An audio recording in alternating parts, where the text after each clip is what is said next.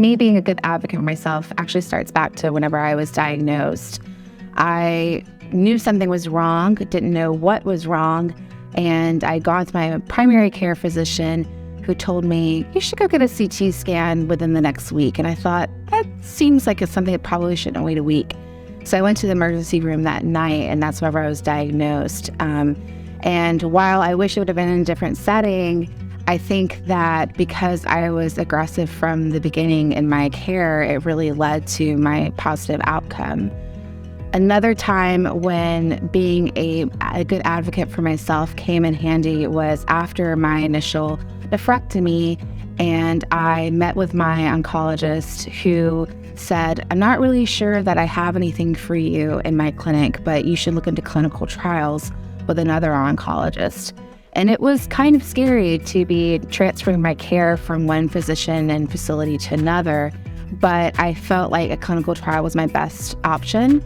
And so, being able to make a tough decision as to which way to go is sometimes challenging for patients to navigate, but I think that it's important to listen to your gut.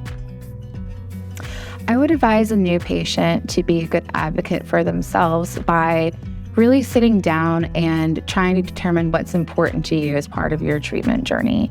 So what are the things that are going to motivate you to be able to get through some of the difficult challenges that you're going to face? Is it your family? Is it your lifestyle? Is it your friends? What's going to be the things that you can focus on whenever you're having to make some difficult decisions that's going to motivate you to keep going?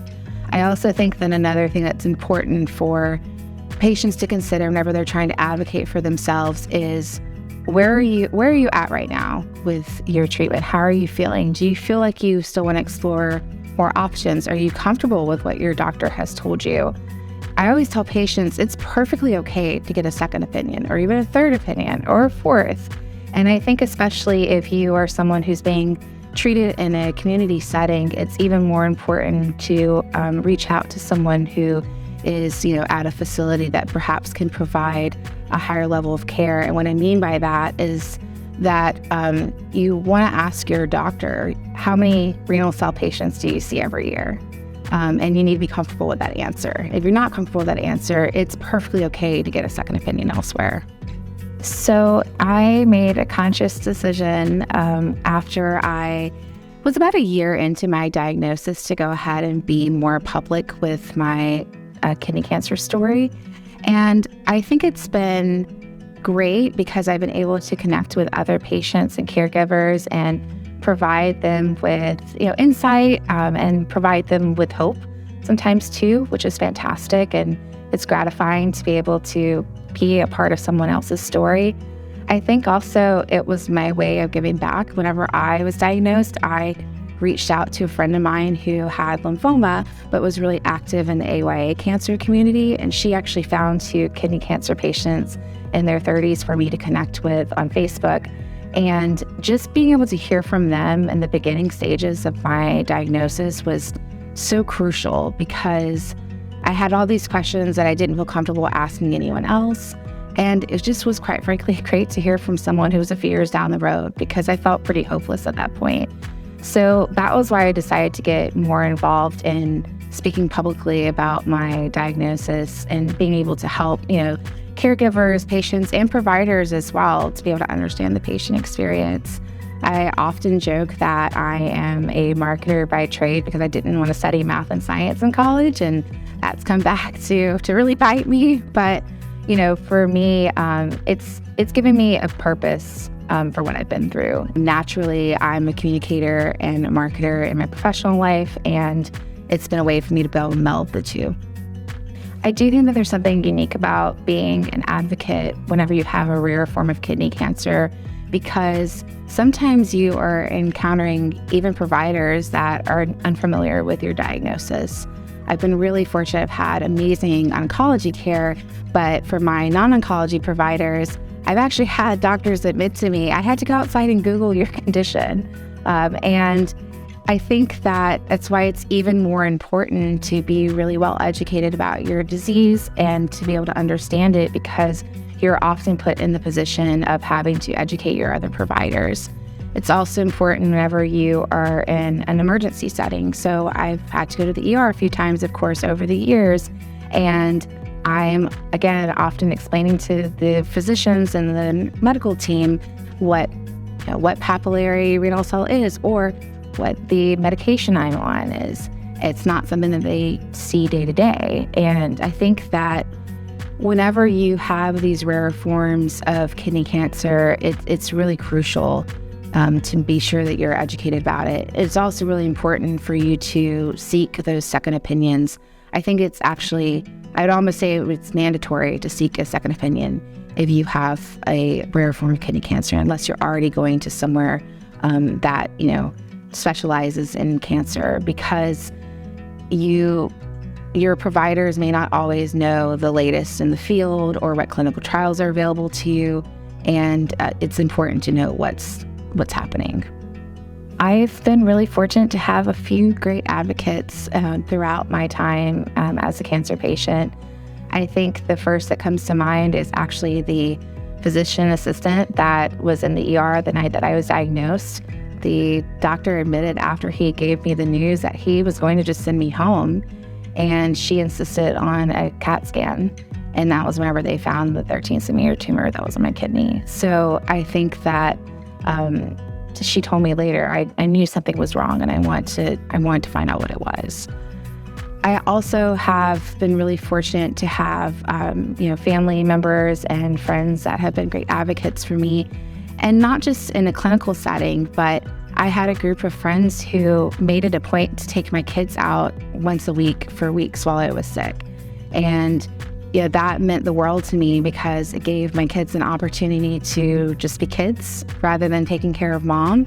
And it also gave me some time, to myself to just relax and be able to deal with my emotions without having to put on a brave mom face. So I think that there's many ways for caregivers to advocate for their patients. It doesn't always have to be in a clinical setting and can still be very valuable. I think whenever caregivers are trying to decide what's best to do for their loved one, it's really important that they listen. And I've had the unique position of being both a patient and a caregiver, because I was also a caregiver for my mom. And it was kind of hard for me to take my patient hat off and be what she needed me to be in that moment. I think that it's really important that caregivers educate themselves about their patient's disease so that they understand, the ins and outs of it, and also to understand side effects. Cancer patients, especially kidney cancer patients, and the treatments that they're going through, they don't always look sick.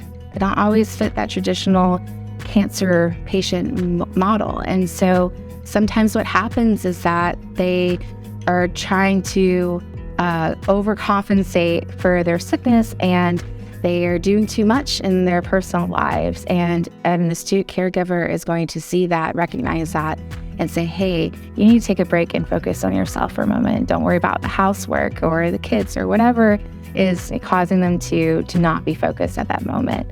I think that also another thing that's good for caregivers to consider whenever they're advocating on their patient's behalf is, what does the patient want as far as their next level of treatment?